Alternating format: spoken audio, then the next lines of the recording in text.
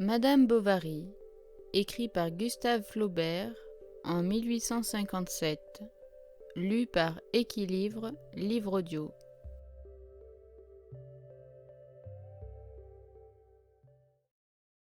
Deuxième partie. Chapitre 15. La foule stationnée contre le mur, parquée symétriquement entre des balustrades. À l'angle des rues voisines, de gigantesques affiches répétées en caractères baroques, Lucie de Lammermoor, Lagardy, Opéra, etc. Il faisait beau, on avait chaud, la sueur coulait dans les frisures, tous les mouchoirs tirés épongeaient les fronts rouges, et parfois un vent tiède qui soufflait de la rivière agitait mollement la bordure des tentes en coutil suspendues à la porte des estaminets. Un peu plus bas, cependant, on était rafraîchi par un courant d'air glacial qui sentait le suie, le cuir et l'huile. C'était l'exhalaison de la rue des Charrettes, pleine de grands magasins noirs où l'on roule des barriques. De peur de paraître ridicule, Emma voulut, avant d'entrer, faire un tour de promenade sur le port, et Bovary, par prudence, garda les billets à sa main, dans la poche de son pantalon, qu'il appuyait contre son ventre. Un battement de cœur la prit dès le vestibule. Elle sourit involontairement de vanité, en voyant la foule qui se précipitait à droite par l'autre corridor, tandis qu'elle montait l'escalier des premières. Elle eut plaisir, comme un enfant, à pousser de son doigt les larges portes tapissées. Elle aspira de toute sa poitrine l'odeur poussiéreuse des couloirs, et quand elle fut assise dans sa loge, elle se cambra la taille avec une désinvolture de duchesse. La salle commençait à se remplir, on tirait les lorgnettes de leurs étuis, et les abonnés, s'apercevant de loin, se faisaient des salutations. Ils venaient se délasser dans les beaux-arts des inquiétudes de la vente, mais n'oubliant point les affaires, ils causaient encore coton, 3-6 ou indigo. On voyait là des têtes de vieux, inexpressives et pacifiques, et qui, blanchâtres de chevelure et de teint, ressemblaient à des médailles d'argent ternies par une vapeur de plomb. Les jeunes beaux se pavanaient au parquet, étalant dans l'ouverture de leurs gilets leurs cravates roses ou vert pomme, et madame Bovary les admirait d'en haut, appuyant sur des badines à pommes d'or la pomme tendue de leurs gants jaunes. Cependant, les bougies de l'orchestre s'allumèrent, le lustre descendit du plafond, versant avec le rayonnement de ses facettes une gaieté subite dans la salle. Puis les musiciens entrèrent les uns après les autres, et ce fut d'abord un long charivari de basses ronflant, de violons grinçants, de pistons trompetants, de flûtes et de flageolets qui piaulaient. Mais on entendit 3 coups sur la scène. Un roulement de timbales commença. Les instruments de cuivre plaquèrent des accords, et le rideau se levant découvrit un paysage. C'était le carrefour d'un bois, avec une fontaine à gauche ombragée par un chêne. Des paysans et des seigneurs, le plaid sur l'épaule, chantaient tous ensemble une chanson de chasse. Puis il survint un capitaine, qui invoquait l'ange du mal, en levant au ciel ses 2 bras. Un autre parut, ils s'en allèrent, et les chasseurs reprirent. Elle se retrouvait dans les lectures de sa jeunesse, en plein Walter Scott. Il lui semblait entendre, à travers le brouillard, le son des cornemuses écossaises se répéter sur les bruyères. D'ailleurs, le souvenir du roman facilitant l'intelligence du libretto, elle suivait l'intrigue phrase à phrase, tandis que d'insaisissables pensées, qui lui revenaient, se dispersaient aussitôt sous les rafales de la musique. Elle se laissait aller au bercement des mélodies et se sentait elle-même vibrer de tout son être, comme si les archers des violons se fussent promenés sur ses nerfs. Elle n'avait pas assez d'yeux pour contempler les costumes, les décors, les personnages, les arbres peints qui tremblaient quand on marchait, et les toques de velours, les manteaux, les épées, toutes ces imaginations qui s'agitaient, dans l'harmonie comme dans l'atmosphère d'un autre monde. Mais une jeune femme s'avança, en jetant une bourse à un écuyer vert. Elle resta seule, et alors on entendit une flûte qui faisait comme un murmure de fontaine, ou comme des gazouillements d'oiseaux. Lucie entama d'un air brave sa cavatine en sol majeur. Elle se plaignait d'amour. Elle demandait des ailes. Emma, de même, aurait voulu, fuyant la vie, s'envoler dans une étreinte. Tout à coup, Edgar Lagardy parut. Il avait une de ces pâleurs splendides qui donnent quelque chose de la majesté des marbres aux races ardentes du Midi. Sa taille vigoureuse était prise dans un pourpoint de couleur brune. Un petit poignard ciselé lui battait sur la cuisse gauche, et il roulait des regards langoureusement en découvrant ses dents blanches. On disait qu'une princesse polonaise, l'écoutant un soir chanter sur la plage de Biarritz, où il radoubait des chaloupes, en était devenue amoureuse. Elle s'était ruinée à cause de lui. Il l'avait plantée là pour d'autres femmes, et cette célébrité sentimentale ne laissait pas que de servir à sa réputation artistique. Le cabotin diplomate avait même soin de faire toujours glisser dans les réclames une phrase poétique sur la fascination de sa personne et la sensibilité de son âme. Un bel organe, un imperturbable aplomb, plus de tempérament que d'intelligence et plus d'emphase que de lyrisme, achevaient de rehausser cette admirable nature de charlatan où il y avait du coiffeur et du toréador. Dès la première scène, il enthousiasma, il pressait Lucie dans ses bras, il la quittait, il revenait, il semblait désespéré. Il avait des éclats de colère, puis des râles élégiaques d'une douceur infinie, et les notes s'échappaient de son cou nu, pleines de sanglots et de baisers. Emma se penchait pour le voir, égratignant avec ses ongles le velours de sa loge. Elle s'emplissait le cœur de ces lamentations mélodieuses qui se traînaient à l'accompagnement des contrebasses comme des cris de naufragés dans le tumulte d'une tempête. Elle reconnaissait tous les enivrements et les angoisses dont elle avait manqué mourir. La voix de la chanteuse ne lui semblait être que le ressentiment de sa conscience et cette illusion qui la charmait quelque chose même de sa vie. Mais personne sur la terre ne l'avait aimée d'un pareil amour. Il ne pleurait pas comme Edgar, le dernier soir, au clair de lune, lorsqu'il se disait « À demain, à demain ». La salle craquait sous les bravos. On recommença la strette entière. Les amoureux parlaient des fleurs, de leur tombe, de serments, d'exil, de fatalité, d'espérance. Et quand ils poussèrent l'adieu final, Emma jeta un cri aigu, qui se confondit avec la vibration des derniers accords. Pourquoi donc, demanda Bovary, ce seigneur est-il à la persécuter? Mais non, répondit-elle, c'est son amant. Pourtant, il jure de se venger sur sa famille, tandis que l'autre, celui qui est venu tout à l'heure, disait « J'aime Lucie et je m'en crois aimé. D'ailleurs, il est parti avec son père, bras dessus, bras dessous. Car c'est bien son père, n'est-ce pas? Le petit lait qui porte une plume de coq à son chapeau. » Malgré les explications d'Emma, dès le duo récitatif où Gilbert expose à son maître Ashton ses abominables manœuvres, Charles, en voyant le faux anneau de fiançailles qui doit abuser Lucie, crut que c'était un souvenir d'amour envoyé par Edgar. Il avouait du reste ne pas comprendre l'histoire, à cause de la musique, qui nuisait beaucoup aux paroles. « Qu'importe, dit Emma, tais-toi. » C'est que j'aime, reprit-il en se penchant sur son épaule, à me rendre compte, tu sais bien. Tais-toi, fit-elle impatientée. Lucie s'avançait, à demi soutenue par ses femmes, une couronne d'oranger dans les cheveux et plus pâle que le satin blanc de sa robe. Emma rêvait au jour de son mariage, et elle se revoyait là-bas, au milieu des blés, sur le petit sentier, quand on marchait vers l'église. Pourquoi donc n'avait-elle pas, comme celle-là, résisté, supplié? Elle était joyeuse, au contraire, sans s'apercevoir de l'abîme où elle se précipitait. Ah, si dans la fraîcheur de sa beauté, avant les souillures du mariage et la désillusion de l'adultère, elle avait pu placer sa vie sur quelque grand cœur solide, alors la vertu, la tendresse, les voluptés et le devoir se confondant, jamais elle ne serait descendue d'une félicité si haute. Mais ce bonheur-là, sans doute, était un mensonge imaginé pour le désespoir de tout désir. Elle connaissait à présent la petitesse des passions que l'art exagérait, s'efforçant donc d'en détourner sa pensée.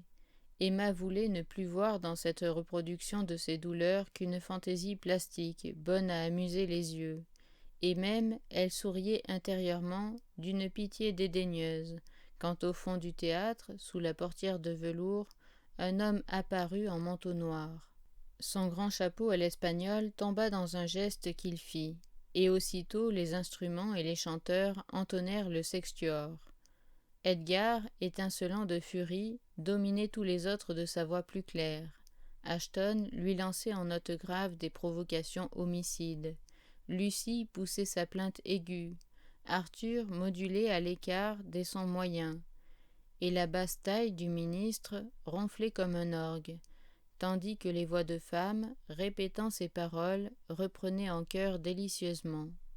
Ils étaient tous sur la même ligne, à gesticuler, et la colère, la vengeance, la jalousie, la terreur, la miséricorde et la stupéfaction s'exhalaient à la fois de leur bouche entr'ouverte.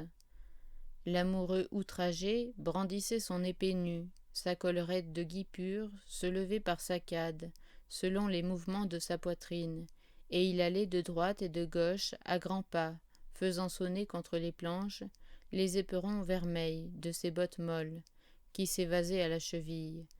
Il devait avoir, pensait-elle, un intarissable amour pour en déverser sur la foule à si large effluve. Toutes ces velléités de dénigrement s'évanouissaient sous la poésie du rôle qui l'envahissait, et entraînée vers l'homme par l'illusion du personnage, elle tâcha de se figurer sa vie, cette vie retentissante, extraordinaire, splendide, qu'elle aurait pu mener cependant si le hasard l'avait voulu. Il se serait connu, il se serait aimé. Avec lui, par tous les royaumes de l'Europe, elle aurait voyagé de capitale en capitale, partageant ses fatigues et son orgueil, ramassant les fleurs qu'on lui jetait, brodant elle-même ses costumes, puis chaque soir, au fond d'une loge, derrière la grille à treillis d'or, elle eût recueilli, béante, les expansions de cette âme qui n'aurait chanté que pour elle seule. De la scène, tout en jouant, il l'aurait regardée. Mais une folie la saisit. Il la regardait, c'est sûr. Elle eut envie de courir dans ses bras pour se réfugier en sa force, comme dans l'incarnation de l'amour même, et de lui dire, de s'écrier « Enlève-moi, emmène-moi, partons, à toi, toutes mes ardeurs et tous mes rêves. » Le rideau se baissa. L'odeur du gaz se mêlait aux haleines. Le vent des éventails rendait l'atmosphère plus étouffante. Emma voulut sortir. La foule encombrait les corridors et elle retomba dans son fauteuil avec des palpitations qui la suffoquaient. Charles, ayant peur de la voir s'évanouir, courut à la buvette lui chercher un verre d'orgeat. Il eut grand-peine à regagner sa place, car on lui heurtait les coudes à tous les pas, à cause du verre qu'il tenait entre ses mains. Et même il en versa les trois quarts sur les épaules d'une rouennaise en manches courtes, qui, sentant le liquide froid lui couler dans les reins, jeta des cris de paon, comme si on l'eût assassiné. Son mari, qui était un filateur, s'emporta contre le maladroit, et tandis qu'avec son mouchoir elle épongeait les taches sur sa belle robe de taffetas cerise, il murmurait d'un ton bourru des mots d'indemnité, de frais, de remboursement. Enfin, Charles arriva près de sa femme, en lui disant tout essoufflé « J'ai cru, ma foi, que j'y resterais. Il y a un monde, un monde. » Il ajouta « Devine un peu qui j'ai rencontré là-haut. Monsieur Léon. » « Léon ? Lui-même, il va venir te présenter ses civilités. » Et comme il achevait ces mots, l'ancien clerc d'Yonville entra dans la loge. Il tendit sa main avec un sans-façon de gentilhomme et madame Bovary machinalement avança la sienne, sans doute obéissant à l'attraction d'une volonté plus forte. Elle ne l'avait pas senti depuis ce soir de printemps, où il pleuvait sur les feuilles vertes, quand ils se dirent adieu, debout au bord de la fenêtre.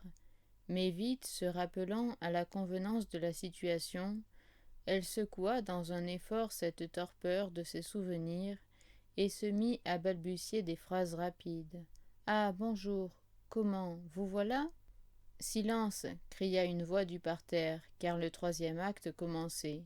« Vous êtes donc à Rouen ?»« Oui. »« Et depuis quand ?»« À la porte, à la porte !» On se tournait vers eux, ils se turent. Mais à partir de ce moment, elle n'écouta plus, et le chœur des conviés, la scène d'Ashton et de son valet, le grand duo en ré majeur, tout passa pour elle dans l'éloignement, comme si les instruments fussent devenus moins sonores, et les personnages plus reculés. Elle se rappelait les parties de cartes chez le pharmacien, et la promenade chez la nourrice, les lectures sous la tonnelle, les tête-à-tête au coin du feu, tout ce pauvre amour si calme et si long, si discret, si tendre, et qu'elle avait oublié cependant. Pourquoi donc revenait-il? Quelle combinaison d'aventures le replaçait dans sa vie? Il se tenait derrière elle, s'appuyant de l'épaule contre la cloison, et de temps à autre, elle se sentait frissonner sous le souffle tiède de ses narines, qui lui descendait dans la chevelure. « Est-ce que cela vous amuse » dit-il en se penchant sur elle de si près que la pointe de sa moustache lui effleura la joue. Elle répondit nonchalamment. « Oh mon Dieu, non, pas beaucoup. » Alors, il fit la proposition de sortir du théâtre, pour aller prendre des glaces quelque part.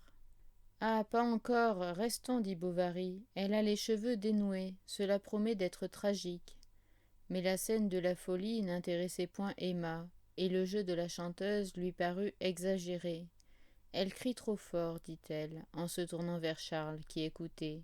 « Oui, peut-être, un peu, répliqua-t-il, indécis entre la franchise de son plaisir et le respect qu'il portait aux opinions de sa femme.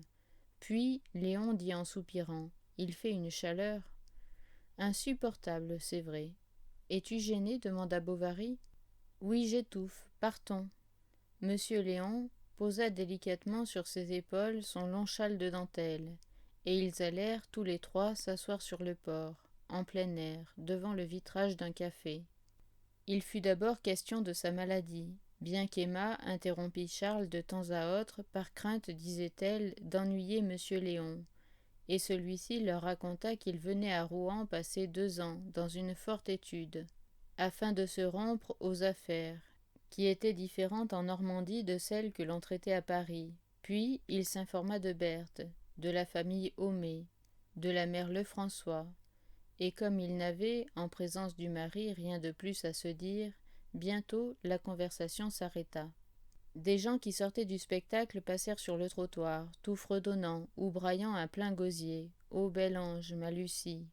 Alors Léon, pour faire le dilettante, se mit à parler musique.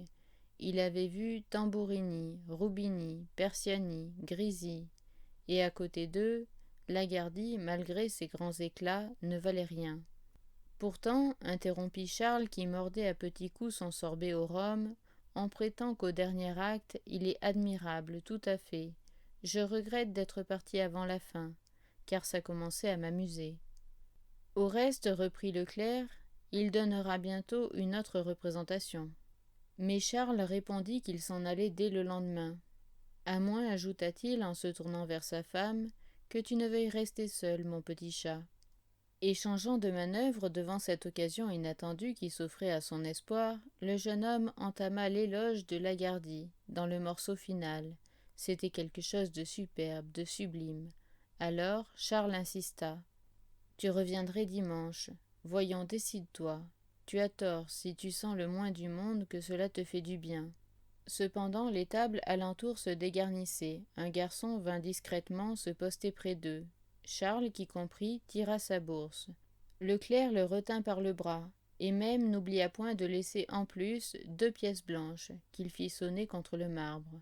« Je suis fâché, vraiment, » murmura Bovary. « De l'argent que vous... » L'autre eut un geste dédaigneux, plein de cordialité, et prenant son chapeau. « C'est convenu, n'est-ce pas? Demain, à 6 heures. » Charles se récria encore une fois qu'il ne pouvait s'absenter plus longtemps, mais rien n'empêchait Emma. « C'est que, balbutia-t-elle avec un singulier sourire, je ne sais pas trop. »« Eh bien, tu réfléchiras, nous verrons, la nuit porte conseil. » Puis, à Léon qui les accompagnait.